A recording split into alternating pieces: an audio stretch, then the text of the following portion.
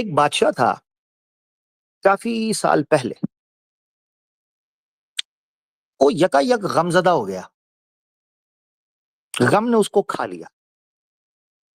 اس کو یہ ڈر لگا کہ میں بادشاہ ہوں، اتنی بڑی سلطنت ہے کہ میرے ہاتھ سے جا سکتی ہے، میں کسی وقت بادشاہت سے معزول ہو سکتا ہوں، دشمن کی فوجیں کبھی بھی حملہ کر سکتی ہیں، میرا سونا لوٹ لیں گے، میرا مال لوٹ لیں گے، میری رانیوں کو اپنی غلام بنا لیں گے، میرا پورے کا پورا راشٹر لے اڑیں گے، میں بادشاہ نہیں رہوں گا.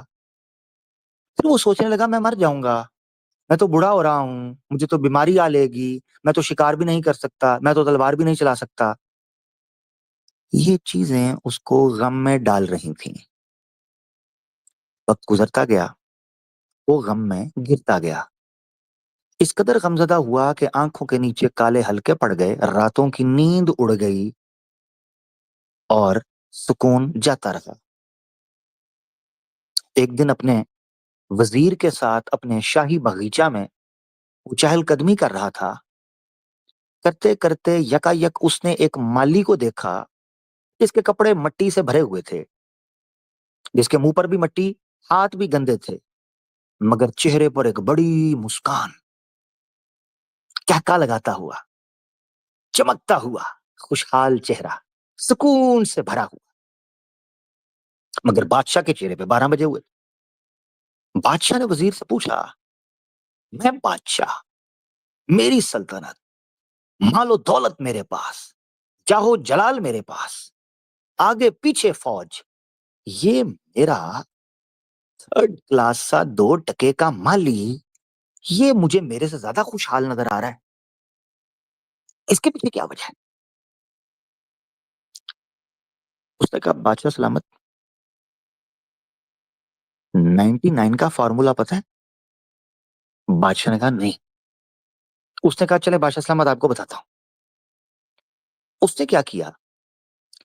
بادشاہ کو کہا ایک مرتبان لیں، اس مرتبان کے اندر 99 گولڈن کوائنز ڈال دیں، 99 اور اس کو کر دے بند.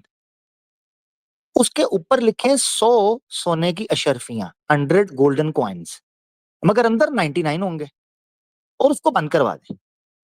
اور رات کے کسی پہر میں چھپ چھپا کے اس مالی کے گھر کے باہر پہنچا دیں تاکہ یہ اس کو اٹھا لے. بادشاہ نے کہا ٹھیک، پھر کیا ہوگا؟ انہوں نے کہا پھر اگلے ہفتے دیکھیں گے کیا میں آپ کو بتاتا ہوں. انہوں نے کہا ٹھیک ہو گیا. بادشاہ نے جیسا وزیر نے کہا تھا ویسا ہی کروایا. اب ہوا یہ کہ ایک ہفتے بعد بادشاہ پھر سے اس وزیر کے ساتھ شاہی باغیچے کے اندر چہل قدمی کر رہا تھا. دیکھا تو اس بار اس مالی کا چہرہ اترا ہوا، آنکھوں کے نیچے ہلکے پڑے ہوئے، منہ لٹکا ہوا، آنکھیں جھکی ہوئیں، چہرے پر اب وہ چمک اور خوشی نہ تھی بلکہ نا امیدی، دکھ اور غم تھا. بادشاہ چونک گیا اور حیران رہ کر اس نے وزیر کی طرف دیکھا اور وزیر کو کہا یہ کیا ہو گیا؟ ایک ہفتہ پہلے تو یہ پھولے نہیں سما رہا تھا، خوشی سے ابلا جا رہا تھا، اب یہ غم سے ڈوبا ہوا ہے، ایسا کیا ہوا اس ایک ہفتے میں؟ اس نے کہا بادشاہ سلامت، اس پر بھی 99 کا فارمولا لگ گیا. انہوں نے کہا وہ کیا؟ انہوں نے کہا دیکھیں، ایک مرتبان میں 99 اشرفیاں ڈال کے اس کو بند کر کے اوپر لکھ دیا 100 اشرفیاں اور رکھ دیا اس کے گھر کے باہر. یہ رات کو نکلا اور نکل کر اس نے وہ مرتبان اٹھا کے اندر لے گیا. اوپر لکھا تھا 100 اشرفیاں. یہ خوشی سے پاگل ہو گیا. اس نے اپنی بیوی کو اٹھایا، بچوں کو اٹھایا، اور اس مرتبان کو کھول کے جب الٹا تو اس میں سے 100 کی بجائے 99 اشرفیاں نکلی، ایک اشرفی کم تھی. اب اوپر لکھا تھا 100 اشرفیاں، اندر تھی 99. اس کو چڑھ گئی تب.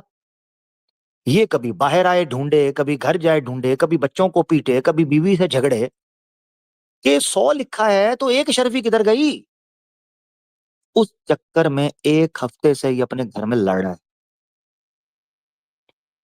بادشاہ نے کہا وزیر کہنا کیا چاہتے ہو؟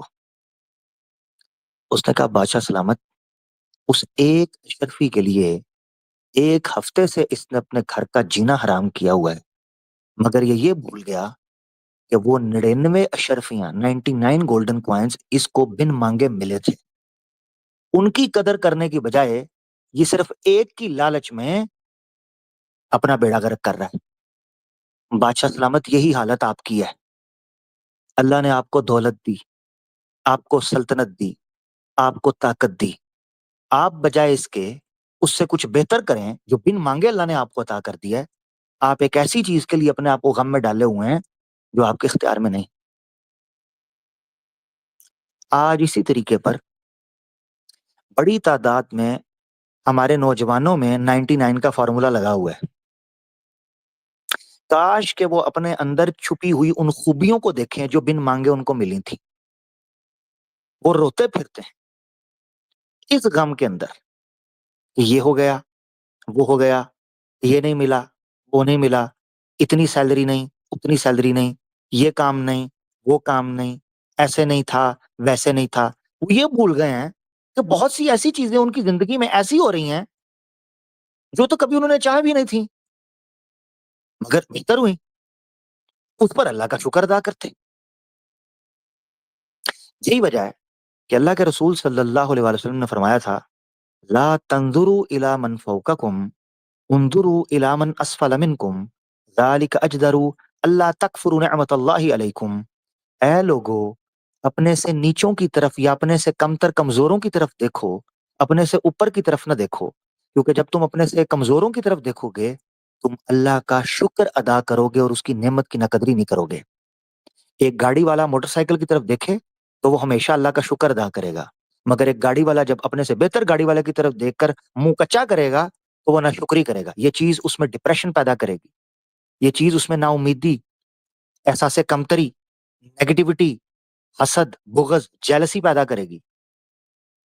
ہاں اگر یہ چیز اس کو موٹیویشن دیتی ہے تو اس میں قباحت نہیں ہے، مگر اسلام اپروچ کو بیلنس رکھنے کی بات کرتا ہے. یہ تھی ایک مسلمان کی آئیڈینٹی دنیا کو لے کر. میں اکثر وہ پڑھا کرتا ہوں نا کہ وہ کیا وہ شعر تھا کہ ہاں، دنیا میں ہوں دنیا کا طلبگار نہیں ہوں، دنیا میں ہوں دنیا کا طلبگار نہیں ہوں، بازار سے گزرا ہوں خریدار نہیں ہوں.